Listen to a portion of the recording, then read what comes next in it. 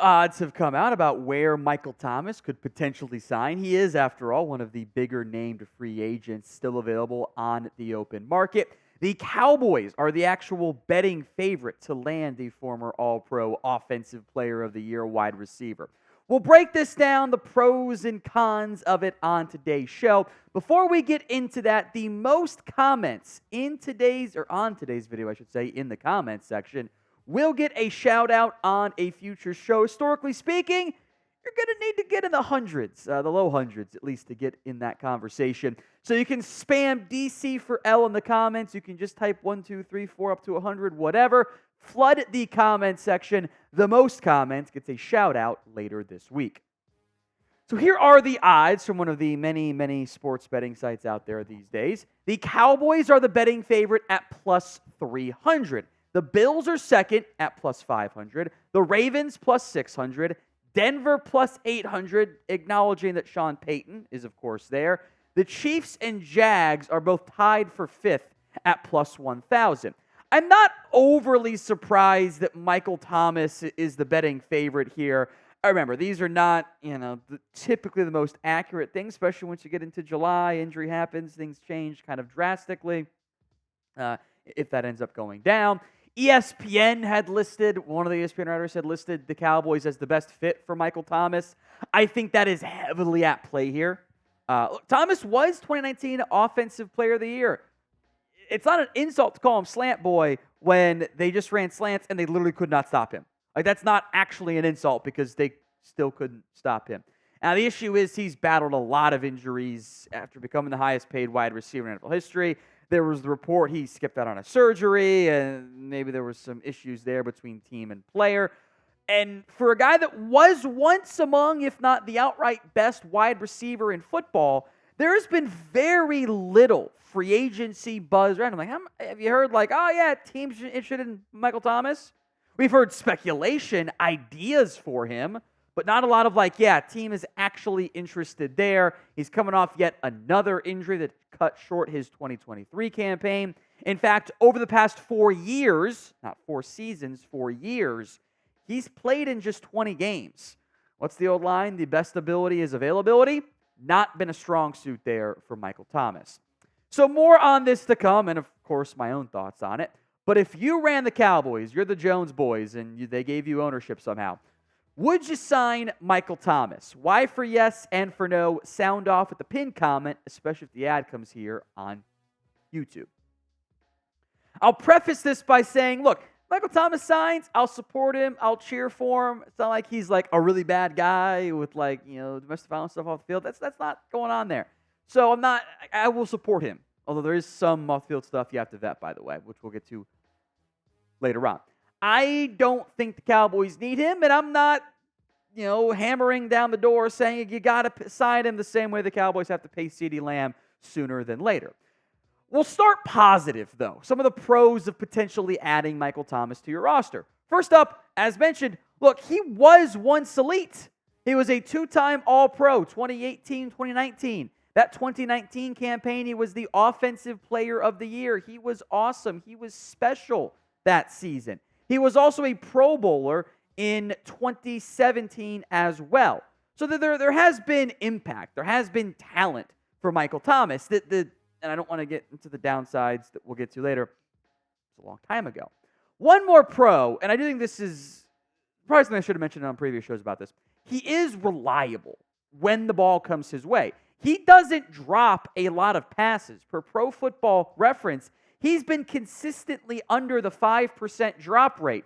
It's pretty good for a team, the Cowboys, that have had a lot of drops in recent years. They've been pretty consistently among the most in the NFL in that area. 3, 1, 1, 6 in his All-Pro year, and 3 after that. So it's all under 5%. Now, you get a little bit higher, smaller sample size of some of those, so I'm not overly concerned about that. But he doesn't drop many passes. And I do think having that reliability, Thomas said his game will not age. I think that's kind of what he's referring to. More pros to come, but you can get the Cowboys turnover chain that I wear in the slightly new cheesy intro, and of course for turnovers by going to chatsports.com/Cowboys chain. That link will be in the comments and the description of today's show. Obviously, mine has the silver locks. The navy ones are the ones that are available on Fanatics. I don't think they really had that previously. I would always buy it from other places, but it's on Fanatics now. So get yours today, chatsports.com/CowboysChain. And again, that link will be in the comments and the description of today's show. Final pro here, you're adding veteran insurance at a position where it is totally reasonable to be a little bit worried about the depth at wide receiver. You have CeeDee Lamb. He's obviously your number one receiver. And I don't think that, let me put it this way, if Lamb goes down, this team's in trouble at wideout. This goes from being like, top half-ish playmaking group at running back, tight end, et cetera, in the backfield to, oh boy, this is bad. Because I don't think, like, Brandon Cooks can be your 2/3 with Jake Ferguson as your other 2/3. You're banking a lot on Jalen Tolbert or somebody else emerging, whether it's Kevontae Turpin, Jalen Brooks, Ryan Flournoy, whatever. There's not a guarantee that any of those guys take that step forward. Look, they're younger. They typically get better each season, so there is reason to be optimistic about that and want to see that play out. We get it 2 weeks into training camp, and it's like these guys can't catch. They look lost. They're struggling. Turpin's too small to be an every down player. Jalen Brooks is just not impactful, dynamic enough. Flournoy needs more time. Tolbert's struggling, or there's an injury there. You can start to make a really good argument to add some receiver, whether it's Michael Thomas or not. So should the Cowboys sign another wideout? 1 for yes, 0 for no. Sound off in the comments of today's video. The negatives, right? Because in life there are negatives. We have to deal with it.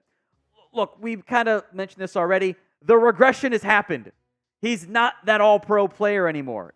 He doesn't offer the production, even on a per-game basis, that you're searching for. And part of that is this reality has set in. Michael Thomas is not a playmaker anymore. He'll make the catches.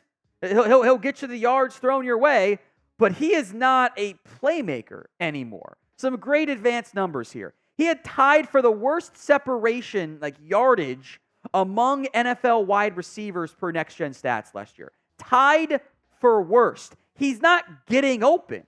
He has become, unfortunately, a contested catch guy. His separation average was 2. That's not good. That's absolutely near the bottom. He's not getting open, unfortunately.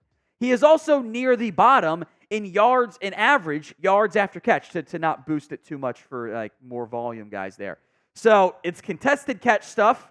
It's not getting a bunch of after catch stuff going. In fact, he had 4 explosive plays all of last season. The player I have described is actually a worse version of Michael Gallup. A contested catch guy.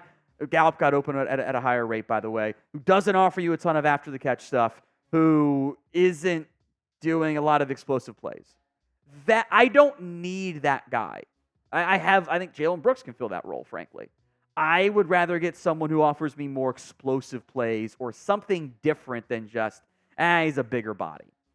So don't miss out on any Dallas Cowboys news here, folks. If the Cowboys sign somebody else, they should sign somebody. They got open roster spots. Why haven't they signed anybody? It kind of blows my mind. We'll have a video for you on it. Hit that sub button so you don't miss out.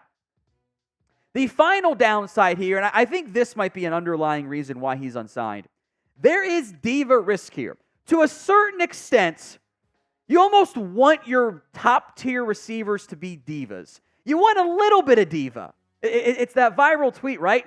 The enemy speaks softly and carries a knife. Like you want a little bit of, I am the best ever, at both receiver and corner. You kind of need that mentality.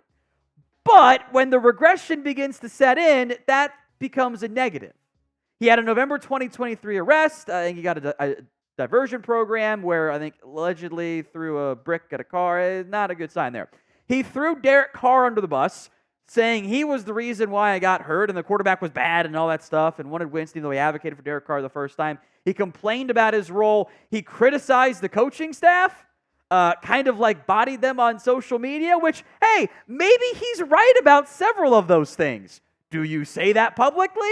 No, you don't say that publicly. He ripped one of the Saints writers and said, the Saints leaking stuff to make my value drop, and you're part of it. Like, over saying that the Saints were going to cut him, which they did, by the way. The contract actually was a release the way it was structured. It was going to be cut no matter what. It wasn't a surprise, but it was. It was very strange.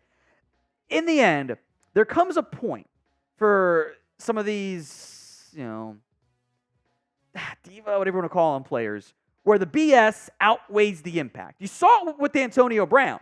When Antonio Brown kind of got forced out of the NFL, he was still good. He wasn't terrible, but it was just too much. He wasn't the best receiver in the NFL anymore, and you don't want to put up with the BS. You saw it with Earl Thomas. He could have helped an NFL team. He was doing weird stuff off the field. I think we're at that point with Michael Thomas, where do you trust him to be the good soldier and come in and be, hey, I will be your reliable veteran number 3 receiver and not cause issues? I don't. In a season where I am already worried about things going from we to me, I don't want to add another one of those potential players in Michael Thomas.